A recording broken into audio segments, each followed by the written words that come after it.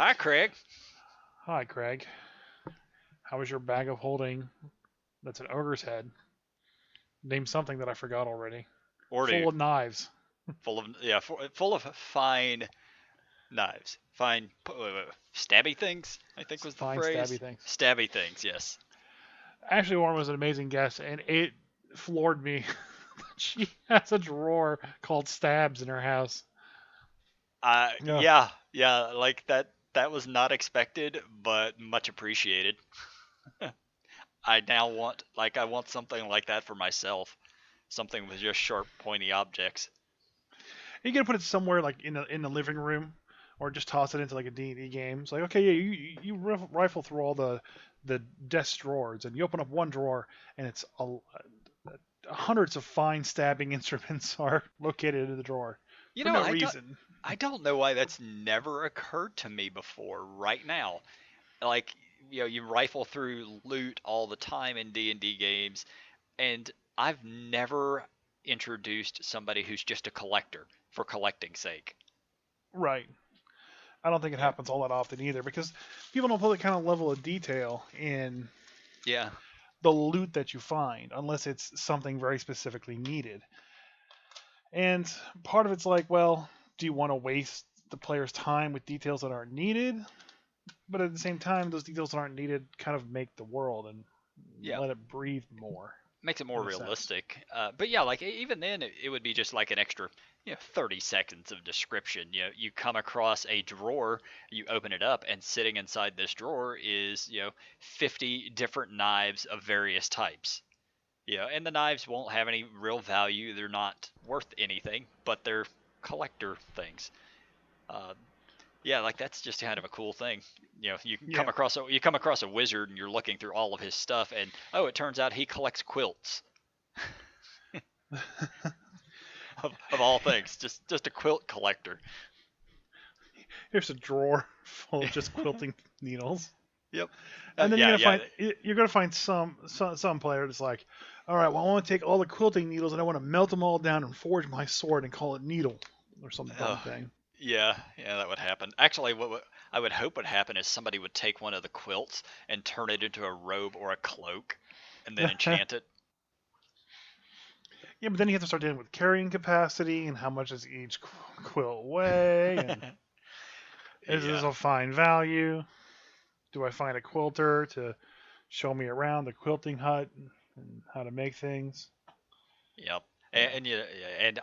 Every quilt was stolen from a grandmother. That's how you get them tied in there as being the villain.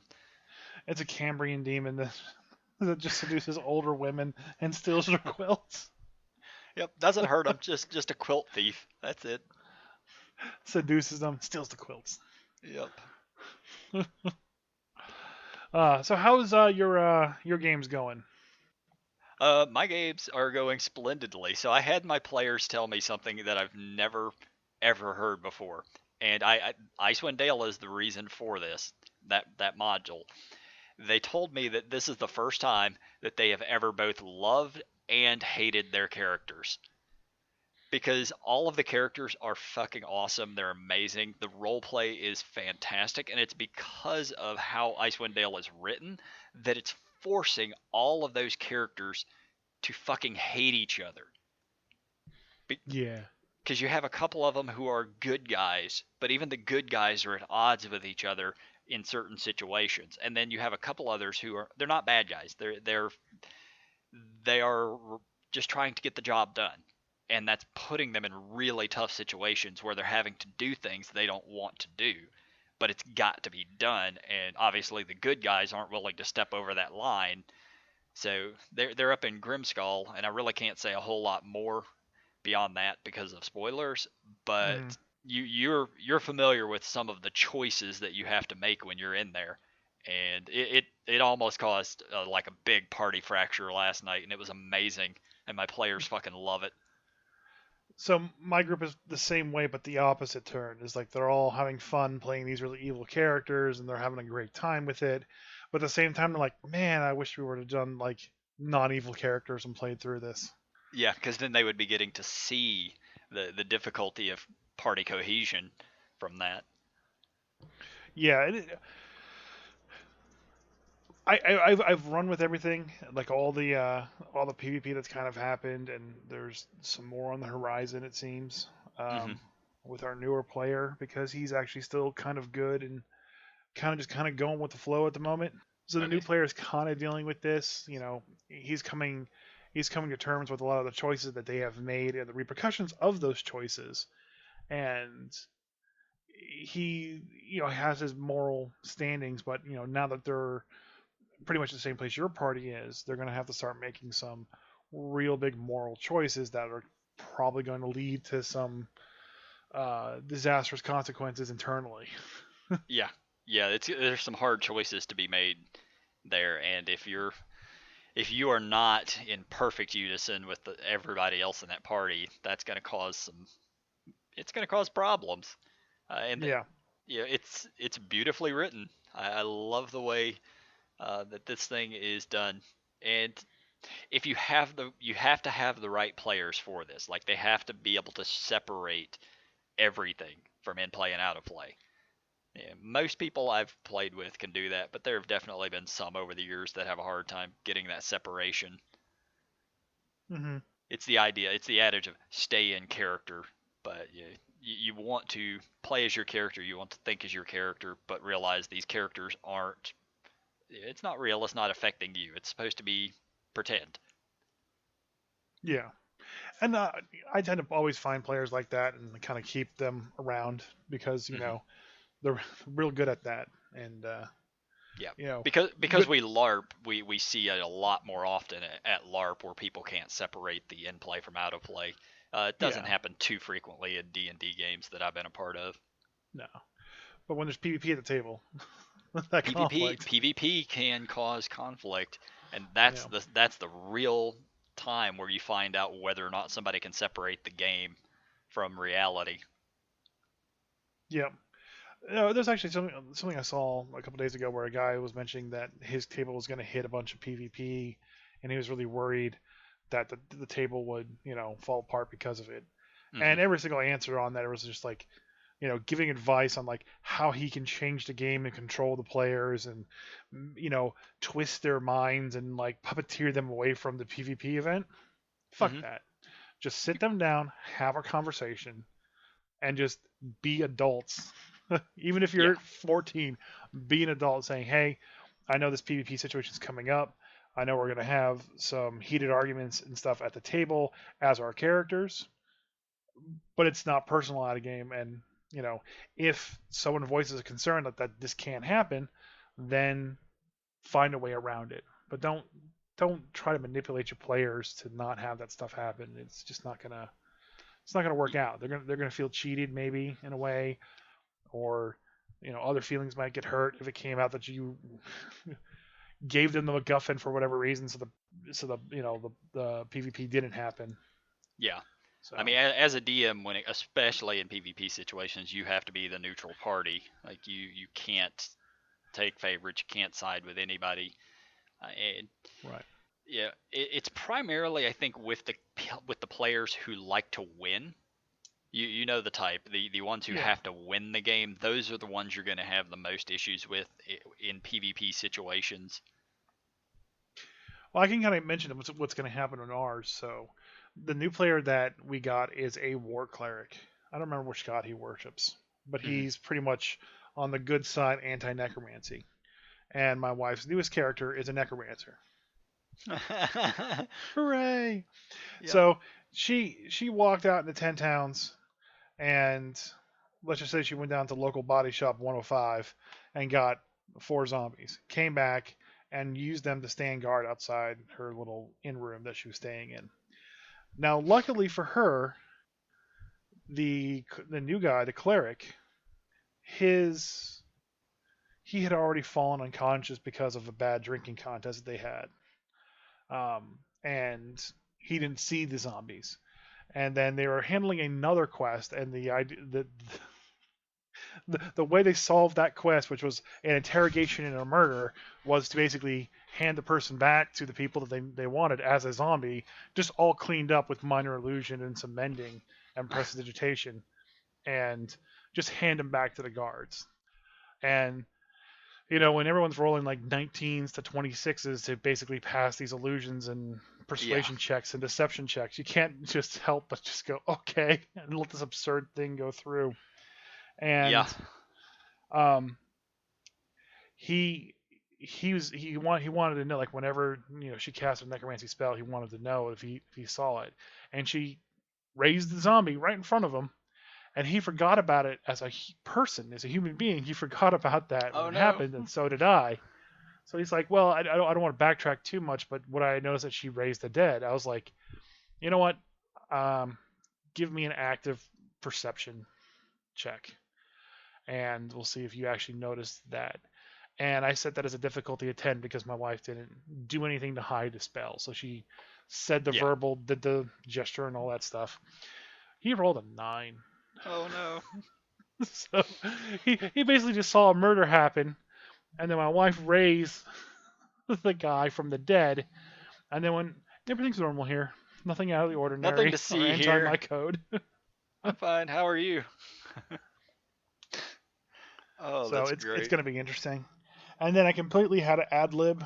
And now that if my players listen to this, I had to ad lib this whole ship conflict afterwards, Hmm. and I had not had time to read in the book like if there are any names or anything. So I just made up a whole crew on the spot, on the fly, and to see if I could actually maintain that going through. And I think I did. I didn't think they noticed, but I was struggling there. And then we had a fight, and I made up a really easy encounter of like, all right, you're gonna see this whale smashing into your ship, and my thought was is that they would see it and all have ready range attacks ready for it, and once they did like 30 damage to it when it was charging towards the ship, that it would basically revert its attack away, and then um, they would be able to kill the whale that way for Hmm. whatever reason it's attacking the ship. And I completely dropped the ball. I just kept having the whale hit the ship first, and then having him do the reactions to hit him. So I completely foobarred my own encounter. Lovely. That's Yeah. the joy of being the DM. There's just too much stuff going on. Like there's an NPC running around with the party right now, and every single combat we got into last night, we'd be midway through the combat, and then it'd be like, shit, I forgot to add them to the initiative tracker. Like I hadn't even been doing anything. They're just standing there on the battlefield, not doing anything. Yeah. So, Too many things to keep up with. yeah, we actually ended on the cleric, the new guy, using control water to essentially part water on the ship because I had basically said that the whole whatever the right side of the ship, port or starboard, I don't know which, Hmm. has been basically caved in and collapsed, and there's huge holes in it, and it's sinking, and it was capsized to the right, and it's filling with water. Oh, So that's he's real using, bad. yeah, so he's using part water to like save it. So and like if I ended the game there so I could actually have time to sit there and think about it. Like, okay, you can move 300 feet worth of water in a sphere. Okay, the Yeah. ship's not even that big, you know. So like, what happens? It just can he push all the water out of the ship, and can the ship be saved? How long can he use it? How long? So I got to really like look at all those details, and that's my weakness as a DM is I don't know every single spell. Like I have the idea of the spells that exist. Yeah. Like I know control water exists, but I don't know the specifics of each control water. And I'm sure there are DMs out there who do. Um, Probably not and many though. Like that's one of those like nitpicking rules lawyer things. I play so many spellcasters. I really do. And like I'm constantly coming across spells that I have never used. This past game session, I came across geez, I'm drawing a blank on it. It's a life drain spell where you touch them with an attack. Fuck. necrotic something or other. I don't recall. Basically, yeah, for whatever reason, my brain's not allowing me to remember the spell. Necrotic tiny hand. Use a strong arm. It's my strong hand. No, but it's this. It's just a attack that lets you deal 3d8 necrotic damage, and you heal half of the damage done. And I'm familiar with the spell. I knew it existed, but one thing that I absolutely didn't know about it is it's a concentration spell for up to a minute. Hmm. Like I just thought it was a singular attack. I've never looked at the spell. I've never cast the spell. So yeah, even people who are very familiar with spells in the spell book, there's always little things that you just don't know. That reminds me of a YouTuber I was watching, and he's a YouTuber DM. He's fairly popular. I'm not going to mention him unless he comes on our podcast, but I pop in and watch his videos from time to time. And this one was interesting to me because he was sitting at a table where uh, the players were kind of like, I'm going to say browbeating the DM, who was relatively new and didn't know all the rules. And they And were he doing, was running online. I don't know if it was online or in person. I Okay. don't remember that. But they were basically saying, like, hey, I activate my Wrathful Smite. Now I get to basically add this damage to every single attack that I do for the next minute. I don't think that's And how that works, but I'd have to they read would it. they would basically, no, it's not how it works. It's one attack. Yeah. And they basically like argue with the DM until they got their way. And since the DM was relatively new and that player was the guy who knew all the rules, he would just like make up rules that benefited him in his situation. So Sounds like a the shit dilemma of player. this, yeah, the dilemma of this YouTuber was like, do I step in and tell the DM, hey, this guy is fucking cheating, or Yeah. do I just kind of let it go and just roll with it because everyone at the table is having fun? What you do is the same thing I would have done in that situation. You pull out the player's handbook and say, no, that's not how that works, and then explain it via the rules of the book. Right, but his Because dilemma, that's not necessarily putting the player who is cheating in a bad situation, because at that point they can say, oh, I just didn't know that's how it worked, and it I got the it impression that the saves their guy face. knows. Yeah, I'm sure he knows, but it allows them to save face. yeah. So this is the first time he was at the table, and like he said, the group had fun, and I think at the end of the day, that's the what you're striving for is just to have fun. Yeah. So his dilemma was, do I call them out, being a new player at a new table with a new group and a new player, or do I just let them have fun in their bliss? So here's the thing about having fun. Yes, absolutely. D&D is about having fun, but those rules are there to make sure everybody has fun. If that player is able to ignore those rules at a whim and do anything that they want, that's not fair for all the other players who are playing by those rules. Mm-hmm. While they might be ignorant of it at the moment, and ignorance is bliss, at some point one of them might catch on to what's happening and has been happening, and then it's just more conflict. If you nip Yeah. it in the bud as quickly as you can, that straightens everything out. You might lose the bad player in the process, but things tend to flow a lot better. Yeah, he ultimately left it as it was because he again was a guest one-time new player at the table and didn't want to like Sure. intrude in a sense. And I'm not sure how I would have handled it. I probably would have handled it the same way as he did. Like, you know what? They're having fun. You know, Yeah. Yeah, I let's know for a fact I would have handled it the way I talked about. Pulled out the book. Nope, by the rules. This is how it works. start making up rules and seeing how just crazy you can make it. That's actually a meme I saw online was um, a barbarian rogue being launched off of a paladin shield, being thrown into the air with like some leaping strider magic boots to Yeah. attack a Narshalus demon that's falling on them. Sometimes you have to get a little creative. I mean, I allow my players to make acrobatics checks for stuff like that. And yeah, if you want to Speak, do crazy high flying stuff, all right, let's roll with it. speaking of making checks and stuff, um, I have one of the players I have has a background of being a sailor, and in Ram of the Frost Maiden, Yep, yep. and he's playing the characters like if it's not hunting or sailing, his character is very quiet and just one word answers. But the second he's hunting something or sailing, it's like a switch gets flipped and he becomes like Ashley Williams in The Evil Dead. Like Uh all huh. of a sudden you go from this bumbling idiot to like the master undead slayer of all time, and that's how I've treated his character. Just like, oh, okay, yeah, things are happening. I'm on a ship sailing. You know what? You don't have to make any saves at all or checks. If it's shipping related, you just pass. you Yep. you just roll and just it's the degree of how amazingly you pass. You know. It's like every D&D player that we know. You talk to them about something they are not interested in, and you just get yep, yep, yep. As soon as you mention Dungeons and Dragons, video games, Magic the Gathering, immediately it's just conversation, just shit starts spilling out of them.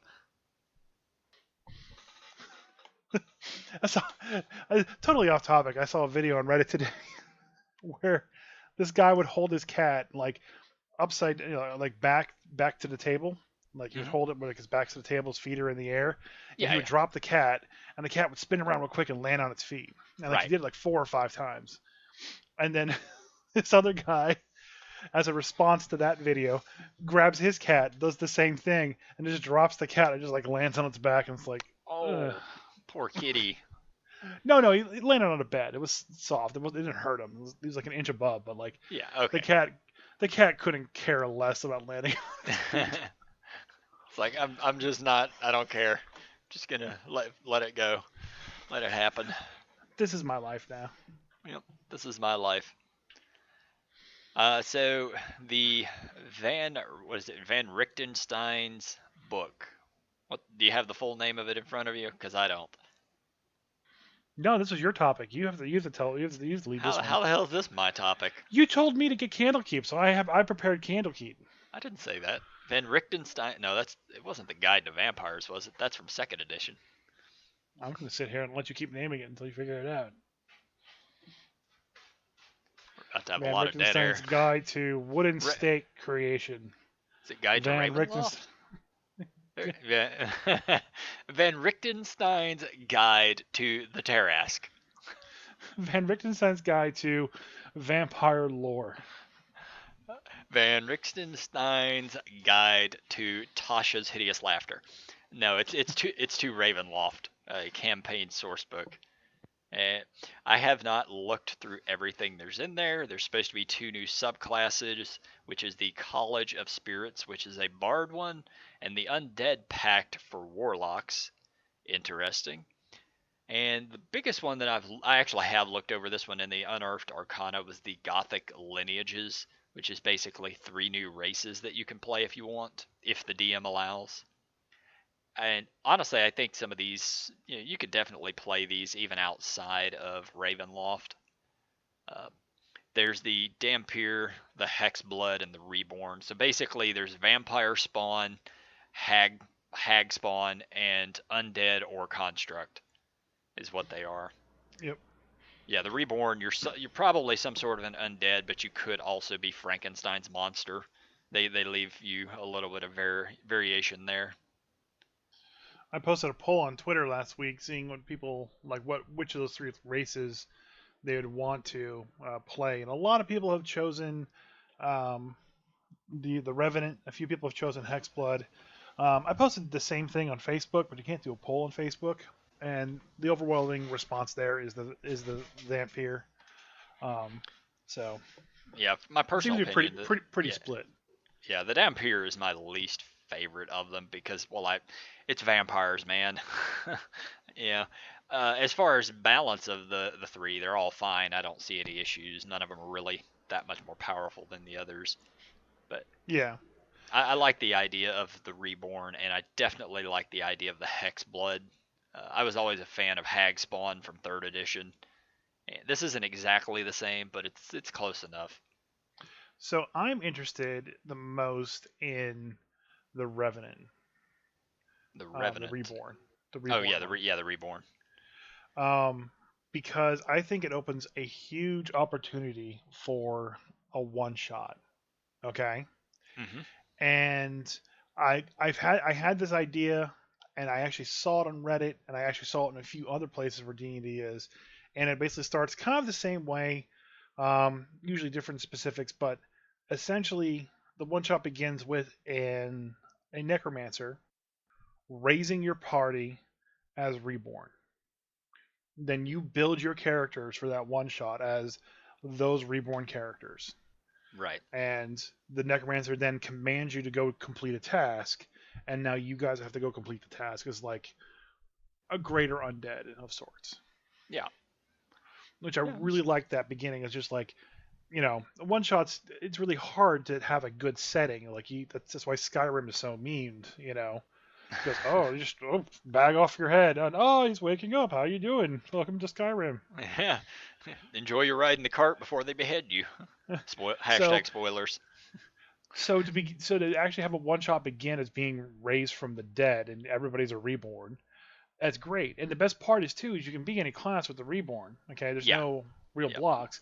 All these Gothic lineages, you get to assign 2 to any stat and then 1 to any stat. So it does. Yep. So there's no like the racials. It's very fluid. It goes off of Tasha's and how Tasha's is set up.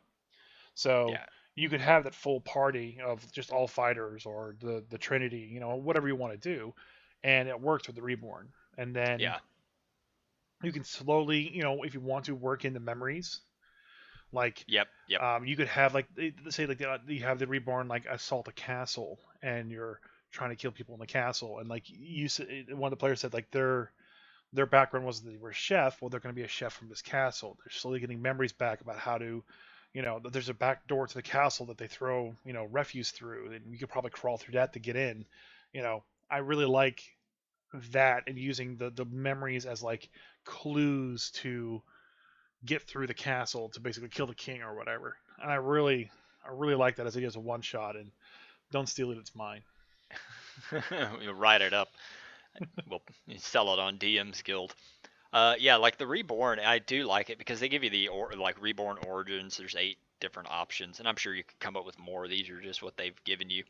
But because of the fact that you could be a construct or an undead of some sort, like one of them is after clawing free from your grave, you realized you have no memories except for a single name. So basically, you're some sort of a zombie. You were a necromancer's undead servant for years. One day your consciousness returned, so who knows what you are, some sort of undead. Your body hosts a possessing spirit that shares its memory and replaces your missing appendages with phantasmal limbs. I just love the fact that one you're a body with a fucking ghost living inside of you.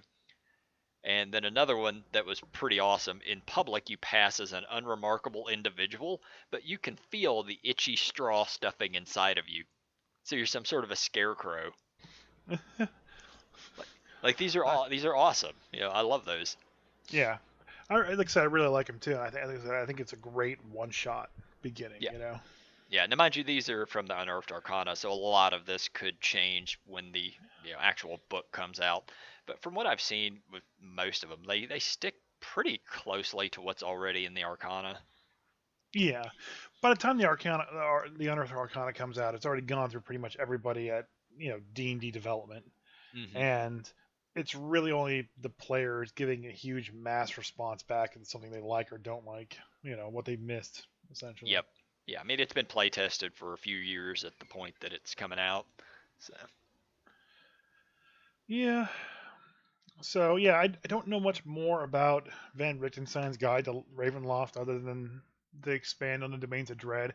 I've actually not read Strahd. I don't know anything about the Domains of Dread. I don't Dread. know which it is. Dread. Yep, Like Domains of Dread. as it's being shown right now, I have no idea about any of that at all. But I know people like the setting a lot, and I know that a lot of people have done Strahd recently.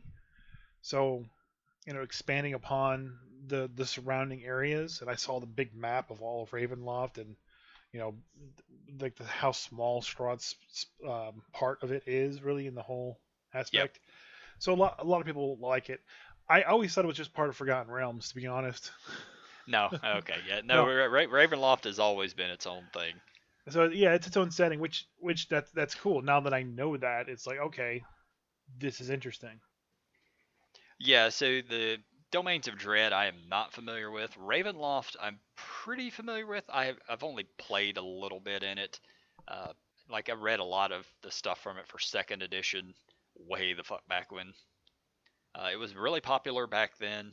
fifth edition with them with them not reprinting, but the Strahd adventure that people have played through, and then they just recently re-released it. So it kind of makes sense for them to drop another book to give more for that. Yeah, like I said, I always thought it was just Forgotten Realms is showing, and that's just the thing is like no matter how much I ingrain myself in like D&D culture, there's still just so much more out there that I haven't had a chance to just because I started so late and Yep. in fourth edition, I guess. Yeah, like you missed all of the second edition stuff. Third edition didn't have a lot of other settings that fourth Yeah, edition, like third edition, was primarily Forgotten Realms. There was Dragonlance, and I'm probably drawing a blank on something else, but those were the main ones I remember. and I'm really surprised Dragonlance. Like you go to Barnes and Noble, you see Dragonlance novels everywhere. I'm really surprised that Mhm. like hasn't been like a reoccurring setting that they put out alongside of Forgotten Realms. I understand doubling down on Forgotten Realms. I don't question that at all. Yeah, But it's like not even like a campaign book. It just seems like the stuff is already all there. yeah, It's not like Dark Sun. There's not like a plethora of Dark Sun novels out there. It's not a setting that you have to like hit a niche market with. It seems to be pretty universal that everyone likes Dragonlance, even though I've never even touched it. yeah. I mean, Dragonlance, it's your epic high fantasy. If Forgotten Realms is sort of your just bland medieval fantasy, yeah, it's way beyond that. It's your King Arthur, the Knights of the Round Table. I've heard people. I think it was Joe Magnielli, whose name I'm absolutely butchering once again. I'm sure, but like he's called it the Star Wars of D&D, and he's not wrong. Like it's just high fantasy. It's epic. You're fighting dragons in the very beginning of all of the books. There were classes that were specifically designed to ride dragons. So, yeah, I can't think of any other setting that had that. Not really, no. Thus, the So, reason I've always enjoyed it. I love Dragonlance. Always been a fan. so I mean, hopefully, it comes down to this: is WotC as a whole, especially with the recent change that just happened to them, where they're now their own division under Hasbro that handles just tabletop games and online digital games. Hmm. Um, Now more than ever, they're going to follow the money. So if a campaign setting book is not selling real well, and um, instead the anthology books are selling real well, then they're going to put out more campaign books. If the adventure books are selling better, they're going to put out more of those. So I mean, it's just if you like these books and you like the guides to everything and the expansions to Ravenloft and the campaign setting books, you have to buy them. I understand times are tough, Yep. but you still gotta kind of get out there and get them. You know. Yeah. I mean, you have to buy the stuff that you love. That way, it keeps getting made. As far as the D&D books go, I don't buy the adventure books. Icewind Dale's the only one I've bought. It's probably the only one I will ever buy. And that's because I have a little bit of a love for Icewind Dale because it was the first thing I read when I got into Dungeons and Dragons. Hmm. But personally, I like the books like Tasha's, like Xanathar's, the one that's just giving me more classes, more spells, more you know feats, things like that. That's what I want. That's what I Yeah, and loved from that's third and edition. that's why those sell the most, and that's why there's more of those. And that's why I think this book is really a campaign guide to Ravenloft, but at the same time, there's also new subclasses and new Yep. racial feats. Yeah, Not racial feats, but new. because there Yeah, are more races, because there's two more classes, there's more backgrounds, things like that. That actually leads me towards possibly buying this book. yeah, It also has a brand new adventure, or so it says. So that might actually bring other people into buying it. yeah. I'm wondering how big this book is going to be. Like that's a lot of stuff to put into a book. If you're going to expand all the domains of Dread, um, and have, well, I mean, the subclasses are probably going to be like 4 pages. Yeah, The like that's not the that the much. Gothic Lineages is probably gonna. Well, it. Hold on, I can double check that real quick. Gothic Lineages page count 5. That's 5 pages. So that's 9. Of a 150 page book, I guess they could really Well, really flesh Tasha, out all of the Tasha's domains. and Tasha's and Xanathars are about 200 pages. Icewind Yeah, Dale it's 320-ish. So I think it's probably going to be like the equivalent of a Tasha's, about 200 pages. yeah. Do we I get I any need I smaller? need to put out another monster manual. There's also supposed to be more monsters in this, in the Yeah. Ravenloft one. But yeah, I would love to see a second monster manual. Yeah, I'm creative. I always make up my own shit anyway, but I don't mind having access to more stuff that I don't have to alter or change. Yep. And so most of our conversation so far has been centered wholly around uh, what is it, Mr. Smith's Guide to Ravenhead? Yeah, yeah, that's it. Okay. Yeah. Completely overshadowing and destroying any press about Candlekeep. Oh yeah, Yeah. yeah, yeah. Candlekeep it didn't get much love. It really didn't right out of the Right. gate. And the thing is Candlekeep is the one that really interests me more than the Ravenloft book because the first part is there's 17 adventures in there. About half of them are new writers or unheard of writers. And in the last Dragon magazine, they actually go through and say, hey, this is the book and this is the author. And Chris Perkins did one of the books, and he said that he found most of the writers for this anthology collection by tweeting out who everyone's favorite non-popular writer of D&D works is, and then he basically got their names, made a list of it, and then reached out to the ones that were the most popular that currently could do work.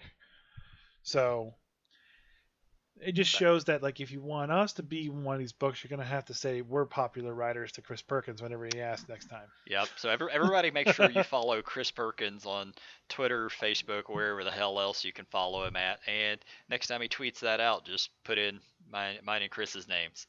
We'd appreciate it. Just say Grumpy Dungeon Masters. That'll work. So, like I said, most of these writers are definitely part of the tabletop community and been around for a while, but they're all relatively new. Um, a couple big names, um, Sure. like Chris Perkins did one. Amy Vorpahl, I think, is Mm-hmm. pretty. She's an actress, I think, in a few Yeah, like things. I've seen her.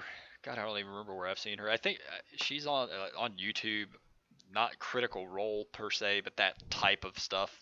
Hmm. And like she would technically be a new writer, but famous DM, as it were. Yeah, yeah, definitely not.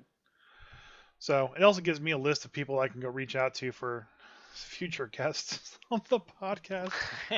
Hey, that's not actually a bad idea. I mean, we've already talked to a couple of writers for D&D. Getting somebody who's absolutely new at it would be awesome. So Yeah. we'll have to consider that. But yeah, I like the idea of Candlekeep. You know, just giving people access to all these adventures. I'm down with that. I did buy the uh, Portal one. What the hell was that book that came out a couple of years back? The Tavern. Uh, yeah, the Yawning Portal book. Yawning Portal. Thank you, man. My brain is. We got to quit doing this shit after midnight. But No, yeah, the I think it works the best. yeah, we got a lot of stammering and stuttering. We don't know what the fuck we're talking about. Do we ever? No, no. Even if we do it early in the day, we still don't know what we're talking about half the time. But yeah, Yawning Portal. I bought it and I have never even used it. Like I've read every adventure in there and I've never run any of them because none of them really fit into what I was doing at the time. Well, Yawning Portal also has the issue that it is just reprints and modification. Everything in there is an old classic dungeon from Yeah, first and second edition. and they're So also that's just massive. Like every one of these things is 20 or 30 pages. They're really big adventures.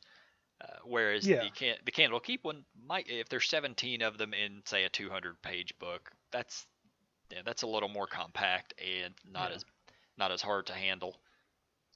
Also, too, the like Tomb of Horrors is in it, Yeah, and Tomb of yeah, Horrors, when it comes to being a well thought out dungeon that is a challenge but still doable for players, is definitely not one. You know, yeah. No. like you walk through the gate and it's like save or die. All right, okay, next, take 2 steps forward, save or die. Okay, take 2 steps forward, save or die. And like if you miss a single obscure clue, you're not getting through it. Whereas you look at Tomb of Annihilation, and that's a much more well structured. We're putting this out for the masses. It just for those who don't know, Tomb of Horrors was made for a convention, right? And it was Yes. like contest to see who can get the furthest. So it was intentionally made to just kill everybody immediately. So Yep. it's a bad dungeon to run for your table, but Tomb of Annihilation isn't. Tomb of Annihilation actually is a nice. It gets progressively harder the deeper you go, kind of thing. Yeah. Tomb of Horrors is a nice one shot. Yeah. Tomb of Annihilation is a nice campaign. Yes. So I think that's the problem with Yawning Portal versus Candlekeep, where Yawning Portal is remakes of popular, like, nostalgic dungeons. Candlekeep is 17 new adventures from, the new age of D&D writers. So you're going to read through every single one, and every one is going to be completely different than the previous one. Yep. And also, too, the thing about the Candlekeep is that it goes up to level 16, and there's not much in that range in 5th edition. So No, there isn't. There absolutely isn't. Like you know me, I am a big fan of playing at the higher levels of the game. The campaign we just wrapped up with the Maw, we were level 13, and I personally felt like okay, now we're finally starting to get a little power behind us. Yeah. yeah, Whereas Icewind Dale only goes up to level 12, I think. and as when it goes to 12, I think my party might end at like 13, maybe 14. Yeah, I mean, I guess it's possible to get past 12th level. Just depends on what all task you actually complete in the setting. Yeah. Overall, I think 12 is 12 1 through 12 is a good range for most people out there, Yeah. and it's just it's hard to create a character at level 13. Like if one dies, and then bring in a level 13 character is really kind of hard. Like where have you been in this Yes. area doing stuff for the past 10 years? Why are you level 13? you Yeah. know? Starting characters at that high of a level, I don't recommend that. I'm a big fan of just starting at level 1 or level 3. Either one works for me. It just depends on what I sort of want to do and how long I want the campaign to run. But Yeah. if you play characters up to 15th, 20th, beyond that level, you've played them for so long. If you start them at level 1 and just play them all the way out, you have played these characters for so long, you know the ins and outs of the character. Like they are a bit of your own persona. You know how they're going to react in all situations, and you really do somewhat grow attached to them. Like we played that campaign that my other DM Johnny ran. We went up to level 30 before that thing ended, and we really enjoyed those characters by that point. We still talk about them constantly. They are still a part of our D&D lore just because we played them for so long and got so familiar with them. It's like reading novels for years and years on the same characters, and then finally the novels end. And ultimately, that is the best part of D&D is the fact that you're telling a story that is unique to you and the people who are participating in it that no one else is really going to be able to get to see, Hmm. you know. And it's a fantasy epic the size of, if not bigger than, like Lord of the Rings. And on top of that, it's personal in a good way to just you and the people at the table. No one else will see that. Yeah, I mean, I can start retelling stories of Mikhail and Grimnar, but the only people who are ever going to know anything about these characters are the people who played those games with me. For Right. us, it's just more stories that we have, and it's sort of a binding factor between myself and all the other players. But for Mm-hmm. outsiders, nah. Yeah, This is why there's always been sort of a running joke about that person who starts to tell you about their D&D character. Yeah, because we've met them at conventions and things like that. And don't don't do that, because the only people who actually get it are the ones who are there. If you start telling everybody else about your D&D character, nobody cares. Nobody cares. I'll listen. And so if you see me and Jay at a convention, I'll listen. He'll fall asleep, but he'll be listening the whole time. I will. Uh, well, we really can't jump into another topic here. Probably go over some more stuff about Candlekeep next Hell, time. the hell we can't. I got a whole bunch of topics lined up: ritual We magic, magic we item do. prices, gatekeeping, adding hazards to encounters, commanding pets. I got all sorts of shit to talk about. Well, that's true. I mean, we have stuff we could talk about. What I'm saying is, how long do you want this particular episode to go? Bye, Craig. My Craig. Hey guys, thanks for listening to our podcast. If you will, please check us out on our social medias on Facebook, Grumpy Dungeon Masters Twitter, at Grumpy DMs underscore DMs. Instagram, Grumpy Dungeon Masters. and every Saturday night at what time? 8 p.m. Eastern Standard Time. On. Twitch.tv/Grumpy Dungeon Masters. Fuck yeah.